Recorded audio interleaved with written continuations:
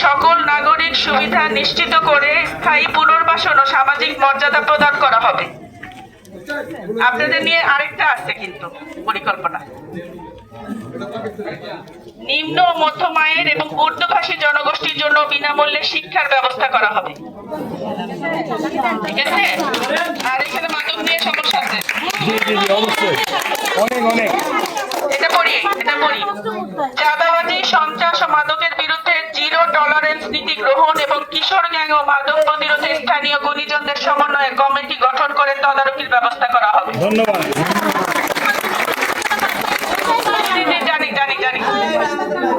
জানি। আর family card সম্পর্কে তো সবাই জানেন। প্রতিটা মাকে 2500 টাকা, 2000 থেকে 2500 টাকা মাসে মাসে কাট করে দেয়া হবে। আর যদি কেউ টাকা না নিতে চায় তাকে নিত্য প্রয়োজনীয় জিনিসপত্র ওই দামে কিনে দেওয়া হবে।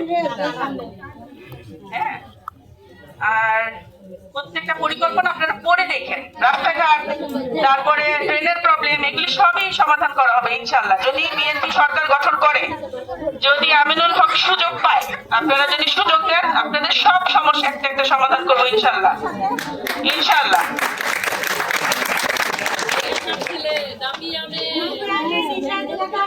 আমাদের পানির সমস্যা ছিল, ভাইয়ের পাম্প বানাই দিছে, ওনার অর্থায়নে বানাই দিছে, উনি বানাই দিছে।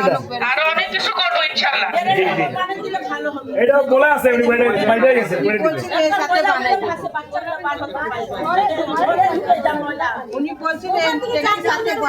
এটা বলা আছে, এটা বানাই দিছে না, ওগুলো বানাই দিছে। মাপচুপ করে দিছে।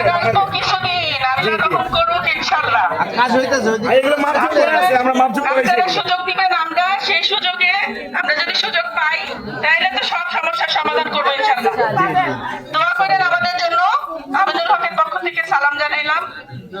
সবাই ওর জন্য অনেক দোয়া করেন, বেচারা অনেক কষ্ট করে দিন রাত।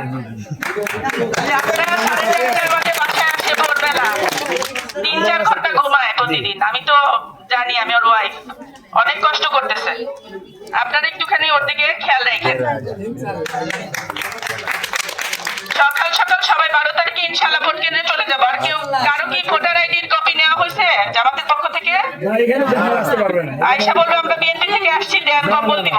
কেউ দিবে না, আমরা বলে দিচ্ছি। দিবেন না, কেউ দিবে না। সবাইকে সচেতন করেন।